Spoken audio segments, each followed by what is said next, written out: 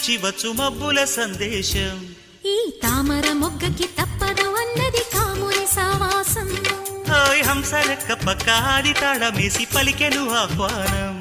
ఈ అచ్చట ముచ్చట ఇచ్చట తీరగా హెచ్చెను హేమంతం.